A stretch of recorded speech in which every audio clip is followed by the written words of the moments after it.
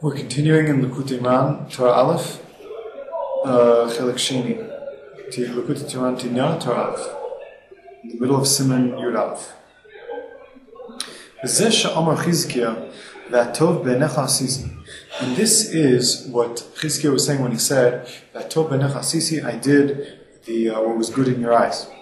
And the rabbis in the Gemara Brachos explained she'samach gula l'tefila b'gana sefer hafuz. That what Chizkiah HaMelech was referring to, that he did good in Hashem's eyes, is that he was somach gula l'tefila. That he pashtus in the Sidurim we have the bracha of Goel Yisrael, and we have the tefillah right afterwards, and he did that, and he also did a second thing, which was Gona Sefer Hafuz. According to Pashup Pshat, it's referring to a sefer that they had at the time of Chizkiah HaMelech, which told everybody how the exact refuah is for each disease. So they didn't have to. They had the proper cure for every single disease in a book, and it was exact and it worked. And he was going as that.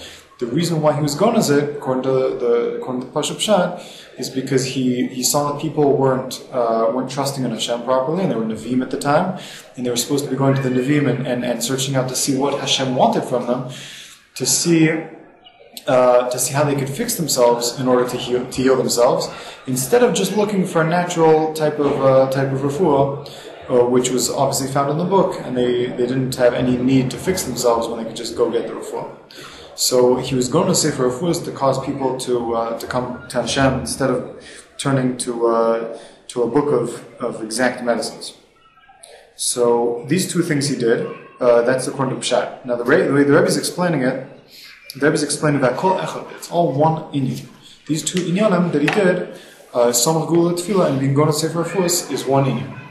The Pshat always in the Torah of the Rebbe said the Pshat always fits in perfectly with the drush that the Rebbe is explaining. Sometimes it's hard to see. Here it's much easier to see how being somach gula tefillah is exactly being going to say for refuahs, and how it fits into perfect Pshat. We're going to see.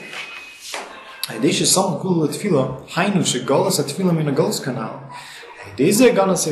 Rebbe is explaining that through Chizkiah HaMelech being somach gula tefillah, which means he redeemed the tefillah, he brought the tefillah up to a perfected state, which is redemption of tefillah. And so people, like we said before, won't be mezazel in tefillah, because now people are mezazel in tefillah. Before he brought it to its proper state into kavod. And through that he was going to say for refuahs, because kik shin nigelas at tefillah as noflim kol refuahs kanal ki nisrap mimadei dvar Hashem kanal. Because when tefillah is redeemed, when a person has proper chashivas for tefillah, when a person davens properly, then memela automatically what's going to happen is there's going to be no need for refuahs, as we explained many times before, that what happens is that the tefillah, when a person davens, all the kochos, the power of healing, which is inside the herbs, inside the medicines, they go back into Dvar Hashem, which is its source. The word of Hashem is the source for all of these medicines. Goes back into the word of Hashem, and when a person is davening, he has that word of Hashem. He's attaching himself to the word of Hashem, which is tefillah.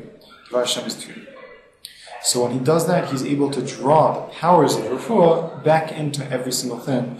Like bread and water, and when he eats the bread and water, he actually has the power of the refuah inside his bread and water without actually eating the herbs which the power of refuah go into. Another thing the Rebbe said is that when he does this, the power of refuah actually goes out of the plants, actually leaves the herbs, and isn't there anymore. So if a person were to come afterwards, this is the way the Rebbe says, if a person were to come afterwards and eat the plants, since the person already davened and took the power out of the plants, so then eating the plants wouldn't help you anymore, because it wouldn't make you better. Because the power, the healing power, which was implanted inside which was brought down inside the plants, as we said, which was a a step-by-step process from the word of Hashem to the angels, angels to constellations, constellations down into actually bringing the power into the power of healing into the plants. So when a person attaches himself to Dvar Hashem, the whole process is gone, and the power of the healing goes into Dvar Hashem, and through the person into the bread. I don't know if it's through the person specifically, we didn't speak about it, but the person is able to draw it from Dvar Hashem into the bread and water. And then it's not in the plants anymore. So therefore, you don't need a Sefer Refuah anymore. So for two reasons. One is it wouldn't help you anyways, because even if you were to try to eat the Refuah, that the Refuah is gone already. The power of healing is already left, and it's already in the bread and water, or in the other, back up to Dvar Hashem. And the second reason is you don't need to come onto it.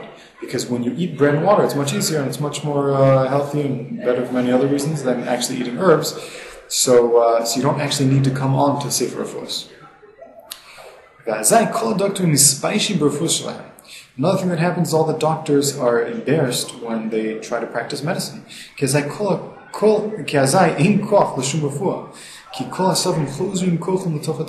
all the medicines have lost their power, and all the medicines have given their power back into the tefillah. Shu b'chinas Dvar Hashem, which is the b'china of Dvar Hashem. Shu shorsham ha'elyon kanal, which is the root of all the power of healing, as we mentioned above. Ki ken chovas kol hasavim, kol siach hasada, k'jadav om le'isbala. And this is the obligation of every single herb and every single plant, or vegetation of the field, when a person comes to daven, that at that point he is holding on to, he is attaching himself to, he is expressing this union of Dvar Hashem, which is tefillah, which is the root of all of these powers, all of these plants' healing powers. Then these plants have to return the power of refuah back into tefillah, which is its upper source, the upper source for all of the healing powers. Now, when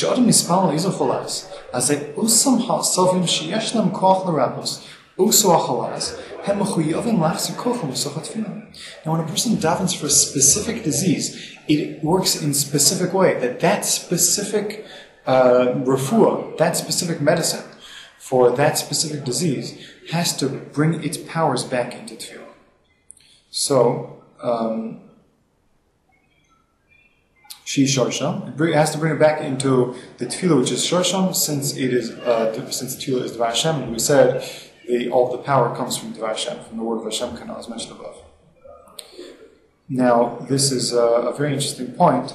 If people were to daven for refuah for, let's say, strep throat, and let's just assume, for argument's sake, that penicillin is the cure for strep throat. So when a person davens for healing of strep throat, automatically the refuah actually leaves the medicine of strep throat, leaves penicillin. I know penicillin is not, I'm pretty sure it's not an herb per se, but I don't think I'm pretty sure the Rebbe is not speaking specifically just specifically about herbs, although there's something special about herbs in medicine. But it would come out, or maybe it would be considered a herb. I think they make it through mold and other things like that. But even natural chemicals, if there's an actual chemical that's also works in the same exact way, the power of healing goes through from Dvar Hashem to the angels and through constellations to the actual chemical. So it really would be the same thing.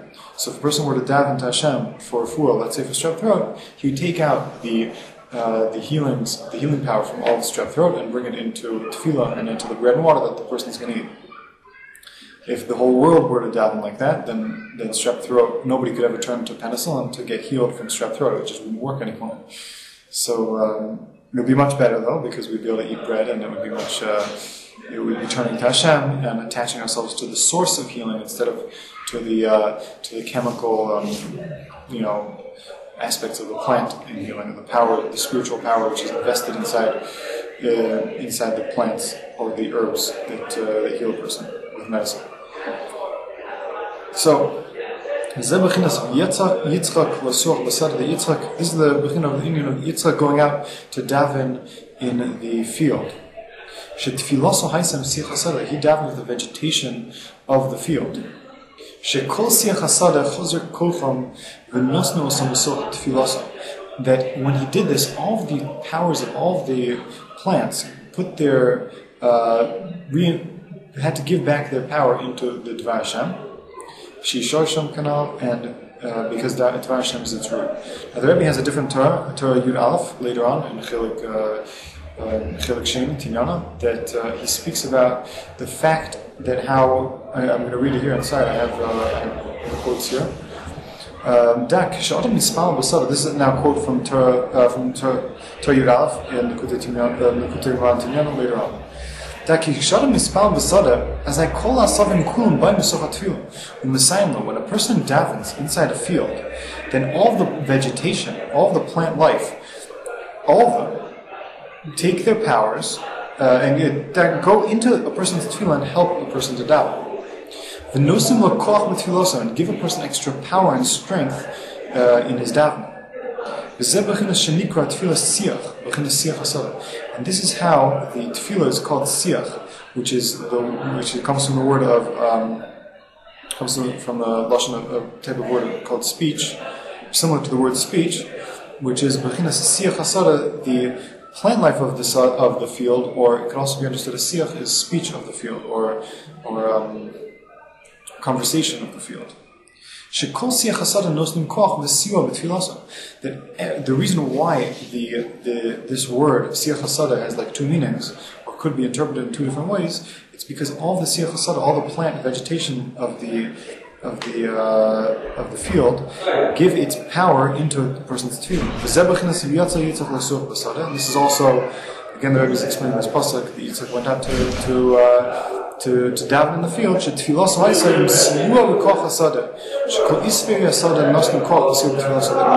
Yitzchak went out to daven in the field. All of the plant life actually helped in his tefillahs. And this